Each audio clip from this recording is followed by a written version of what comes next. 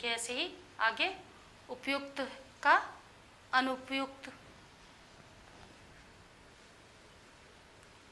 उपयुक्त विलोम इसका क्या होगा शब्द का? अनुपयुक्त।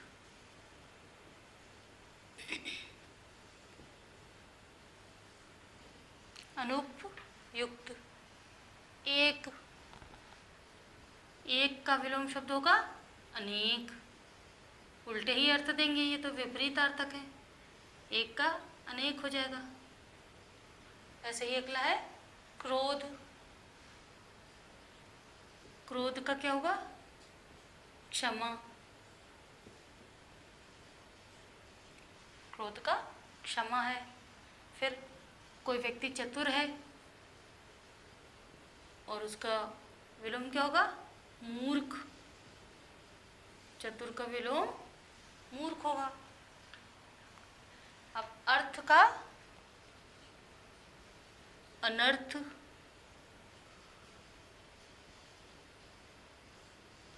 अर्थ का विलोम अनर्थ। ऐसे ही आय का व्यय। खर्च। आय माने आमदनी और व्यय माने व्यय का अर्थ है खर्च।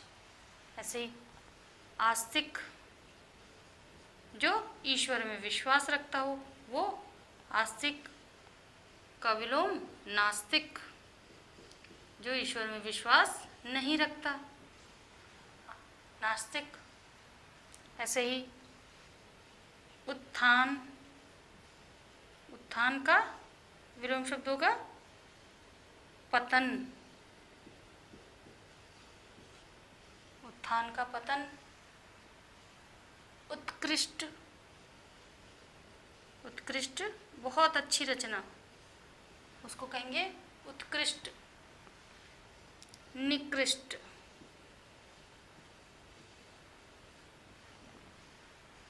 फिर है क्रय और क्रय का विक्रय।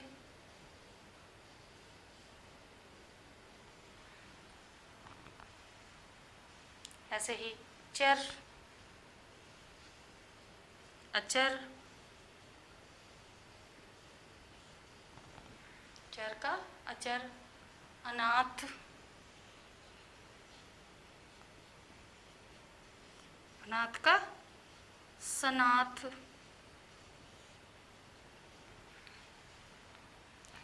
अनाथ का सनाथ। अधम, गिरा हुआ, नीच का उत्तम, श्रेष्ठ। ऐसे आयात। आयात का निर्यात। आयात मंगाना, निर्यात भेजना।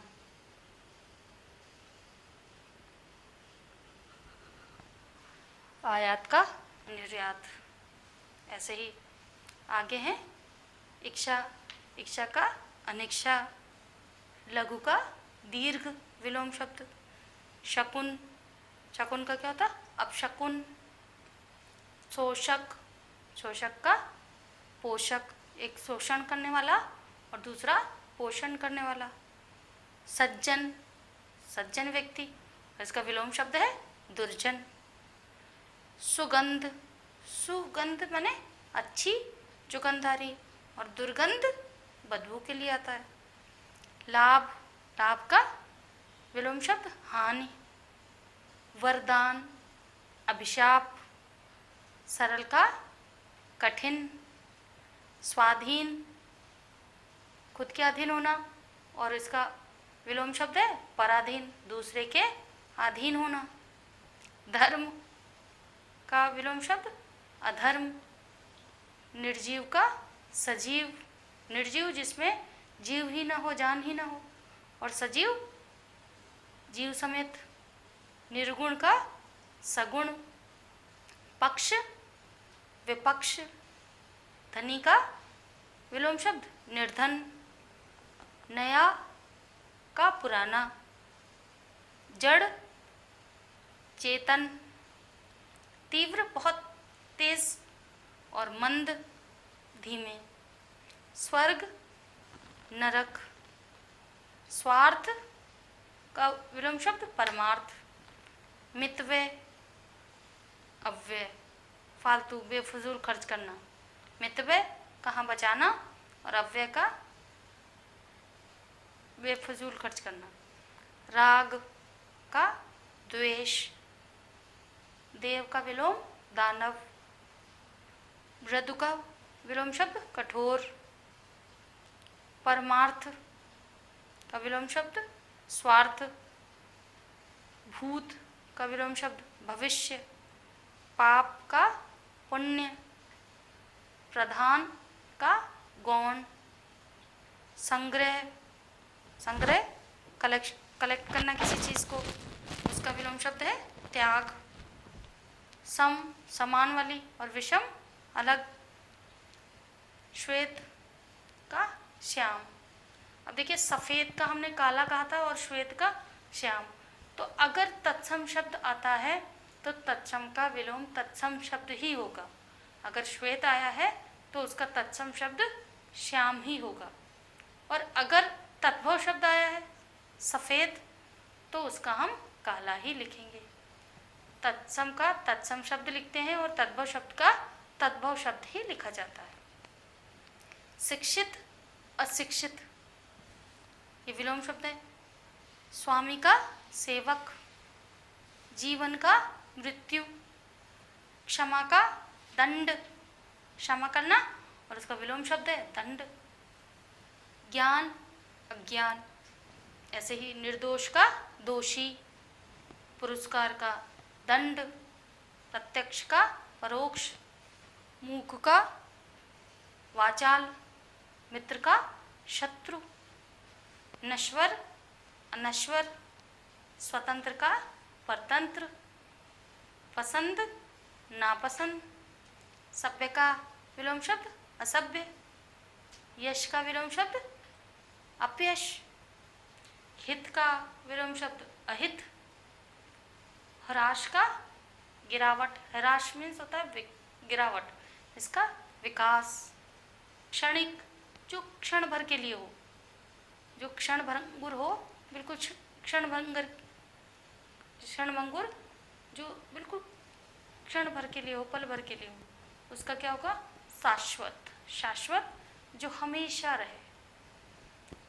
ज्ञात अज्ञात। ज्ञात जो चीज़ें पता हूँ और अज्ञात जो ना पता हूँ। हर्ष, हर्ष माने खुशी और विषाद दुख। हर्ष का विषाद। तो ये आपके विलोम शब्द थे। अब हम पढ़ेंगे अनेकार्थी शब्द। अनेकार्थी शब्द।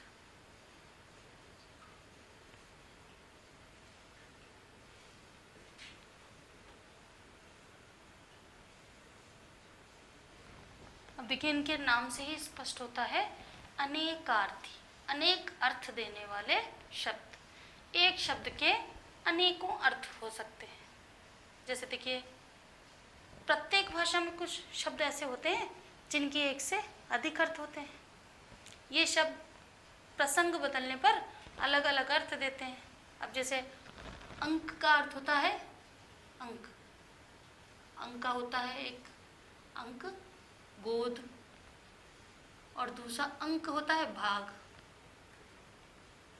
एक अंक का अर्थ होता है गोद और दूसरे अंक का नंबर है भाग या नंबर भी होता है। इसका मतलब कितने अंक आपको मिले, कितने अंक प्राप्त हुए। ऐसे ही एक कनक, कनक का अर्थ होता है सोना और दूसरा अर्थ होता है इसका धतूरा।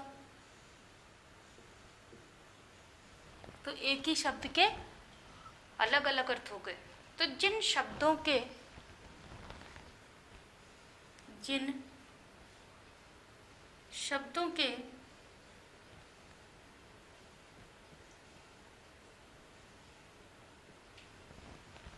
एक से अधिक अर्थ होते हैं,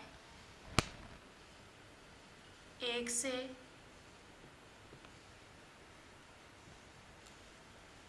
अधिक अर्थ होते हैं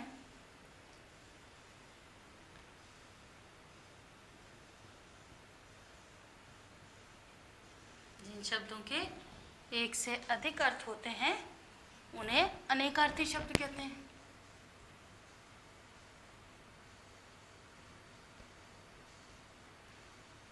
अनेकार्थी शब्द कहते हैं।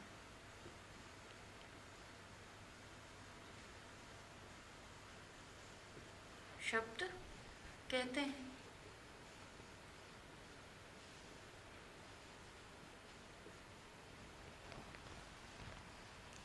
अब जैसे देखिए अनेकार्थी शब्द है कृष्ण,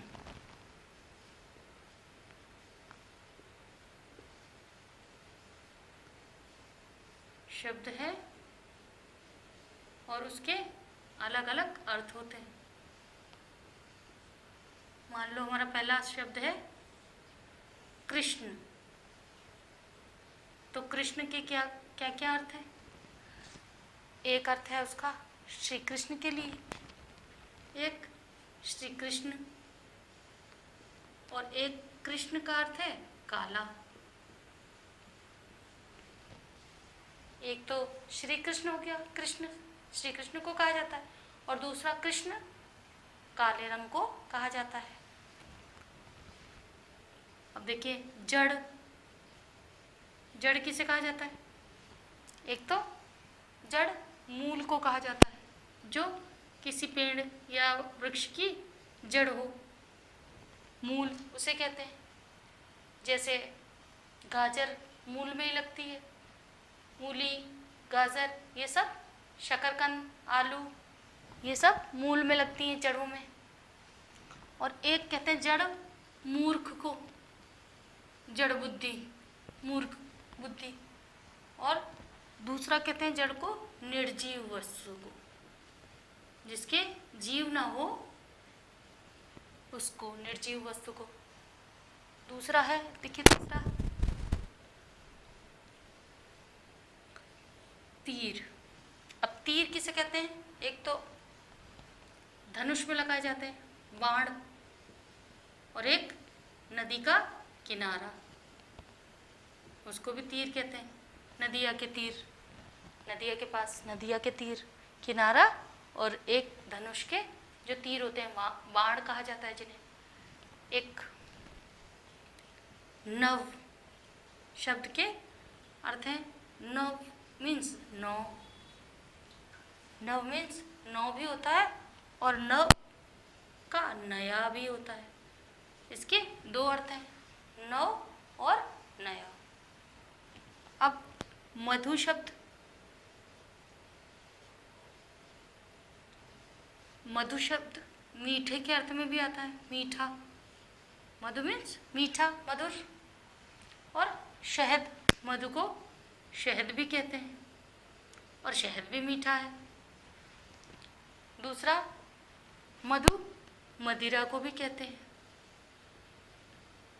और चैत्र को भी कहते हैं, चैत्र को भी मधु कहा जाता है। अब देखिए अंचल, अंचल किसे कहते हैं? अंचल किसी कोना, जो कोई कोना हो उसे भी अंचल कहा जाता है। कोई अंचल किनारा हो, कोना, किनारा, भाग या कोई छोर, उसे अंचल कहा जाता है। फिर अगला है आपका अर्थ। अर्थ, अर्थ का प्रयोजन, प्रयोजन माने किस कारण से, किस प्रयोजन से, किस कारण से। और अर्थ का धन भी कहते हैं, अर्थ को धन। और कारण, क्या अर्थ है तुम्हारा, क्या अर्थ है, क्या कारण हो सकता है। और निमित्त, कोई निमित्त माध्यम, के लिए भी अर्थ का प्रयोग हो सकता है। ऐसे ही उत्तर, उत्तर देखिए एक दिशा, उत्तर दिशा है, एक उत्तर दिशा के लिए है, और एक आप प्रश्नों के उत्तर देते हो, जवाब देते हो, दूसरा जवाब के लिए। और उत्तर बाद में आने वाले के लिए भी कहते हैं उत्तर। अभी हमने पढ़ा था बाद में आने वाले के लिए, बाद में आने वाला। उत्तर पद, पूर्व पद अभी हमने समास में पढ़े थे, तो उत्तर बाद में आने वाला। ऐसे ही कर, कर किसे कहते हैं? कर कहते हैं हाथ को। और टैक्स जो भरना पड़ता है, आयकर, इनकम टैक्स, है ना। और एक कर किरण को भी कहते हैं, सूर्य की अगर किरण आए, किरणें। फिर हाथी की सूंड को भी कहते हैं, हाथी की सूंड को भी कर कहते हैं, हाथी की सूंड को भी कर कहा जाता है। और काल,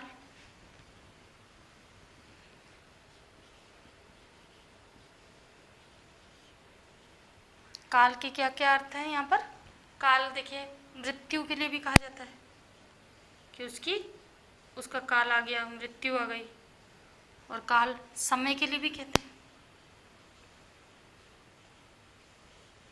काल मृत्यु के लिए अलग अर्थ है, समय के लिए। और काल यमराज के लिए भी कहा जाता है। तो हर एक शब्द के अलग अलग अर्थ हैं। समझ में आ रहा है आपको? आगे देखते हैं। नेक्स्ट है स्नेह। स्नेह,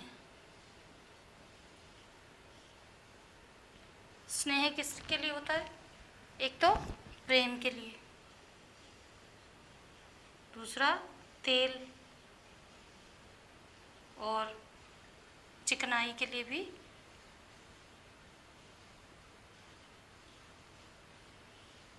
तो ये अलग अलग अर्थ आपने देखे, थोड़े से और देखते हैं। शब्द है आपका घट। घट किसके लिए कहा गया है? घट का अर्थ होता है घड़ा, और घट घड़े को भी कहते हैं और हृदय को भी कहते हैं। हृदय, हृदय को भी घट कहा जाता है। फिर जीवन, जीवन किसे कहते हैं? जीवन के अलग अलग अर्थ क्या हैं? एक तो जिंदगी,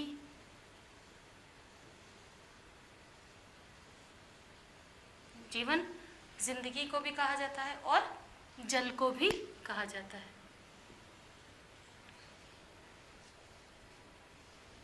फिर दल, दल समूह के लिए कहा जाता है। दल, अलग अलग अर्थ इसके, समूह। और दल का अर्थ है एक पार्टी, कौन सा दल जीत रहा है, पार्टी। और एक पत्ता के लिए भी दल का प्रयोग करा जाता है। और एक पंखुड़ी, तुलसी, तुलसी दल, पंखुड़ी। और अगला है गूदा। फिर पानी देखिए, पानी, पानी के क्या अर्थ है? जल के लिए, जल के लिए कहा जाता है। और चमक के लिए कहा जाता है,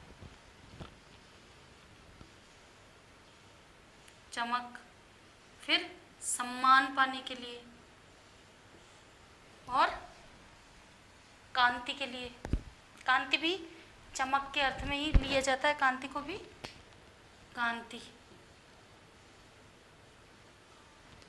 तो ये बच्चों आपको समझ में आ रहा है कि अनेकार्थी शब्दों के, एक शब्द के अनेक अलग अलग अर्थ हो सकते हैं।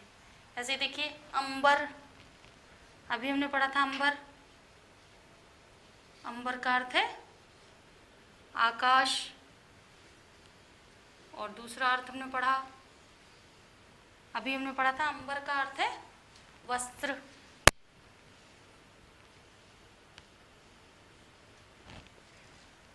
फिर अंतर, अंतर, अंतर की क्या अलग अलग अर्थ है? अंतर, एक तो हृदय, एक भीतर, अपने भीतर देखो, अंतर में अंतरात्मा को देखो, और दूसरा दूरी, कितना अंतर है मेरे घर से तुम्हारे घर में, कितना अंतर है, दूरी। और दूसरा शेष, कितना बचा हुआ अंतर, शेष। फिर अरुण, अरुण किसके लिए प्रयोग आता है? अलग अलग अर्थ। एक तो सूर्य के लिए, क्योंकि लाल रंग का होता है इसलिए अरुण सूर्य के लिए कहा गया है, और लाल रंग के लिए कहा गया है। फिर है आपका कल, कल किसे कहते हैं? आने वाला दिन, आने वाला दिन। एक तो दूसरा बीता हुआ दिन, उसे भी कल कहते हैं, बीता हुआ दिन, उसे भी कल ही कहा जाता है। और कल सुंदर,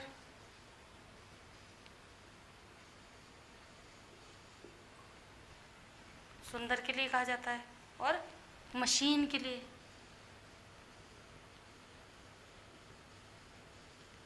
और चैन, चैन आराम के लिए। फिर कुल, कुल किसे कहा जाता है? परिवार, परिवार को कुल कहा जाता है। दूसरा वंश, वंश को कुल, योग, कुल टोटल, कुल कितना हुआ, है ना। और कुल वर्ग को भी कहा जाता है। तो ऐसे ही और भी शब्द हैं आपके इसमें। सर, सर का अर्थ है बाण, और सर का अर्थ तालाब भी होता है, और सर का अर्थ सिर को भी कह सकते हैं। हार, हार एक पराजय, अगर युद्ध में हार गए तो पराजय के अर्थ में। और एक हार गले का आभूषण, एक आभूषण होता है, हार पहना जाता है गले में।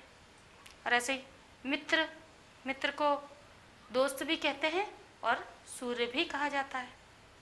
वर, एक तो वरदान के अर्थ में, और दूसरा वरदान, वर पति, और एक और अर्थ है इसका श्रेष्ठ।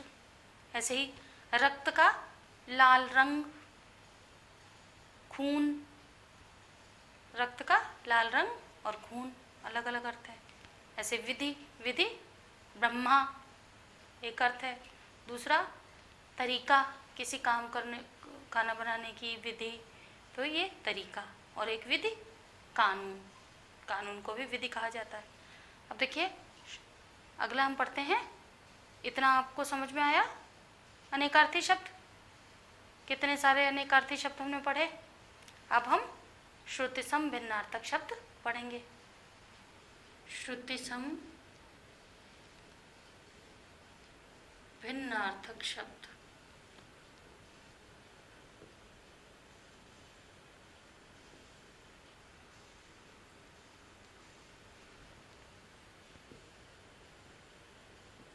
श्रुतिसम भिन्नार्थक शब्द।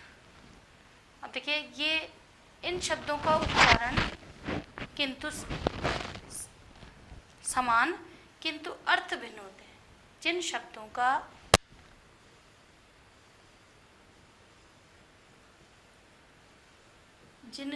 का उच्चारण समान किंतु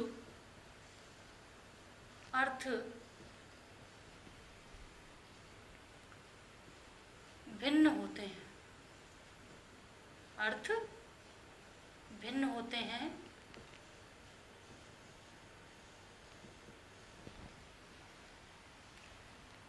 उन्हें श्रुति सम भिन्नार्थक शब्द कहते हैं। उन्हें श्रुति सम भिन्नार्थक शब्द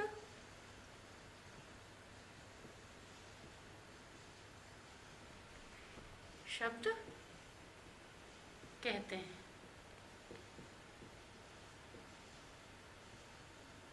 जैसे देखिए उदाहरण, जैसे हमने देखा कि अम्बा, अम्बा और अम्बु। अब देखिए यहाँ पर अम्बा और अम्बु थोड़ा सा मात्रा का फर्क है पर समान लग रहे हैं। तो अम्बा का अर्थ माता के अर्थ में होता है और अम्बु का अर्थ जल के अर्थ में, पानी के अर्थ में। यहाँ पर इनके अलग अलग अर्थ हैं। अम्बा का अर्थ माता के अर्थ में है और अम्बु का जल के अर्थ में, पानी के अर्थ में। ठीक है बच्चों, ऐसे ही हंस और हंस, हंस एक पक्षी है और हंसना मुस्कुराना। तो अगले श्रुति सम भिन्नार्थक शब्द अगले वीडियो में हम और भी देखेंगे। धन्यवाद।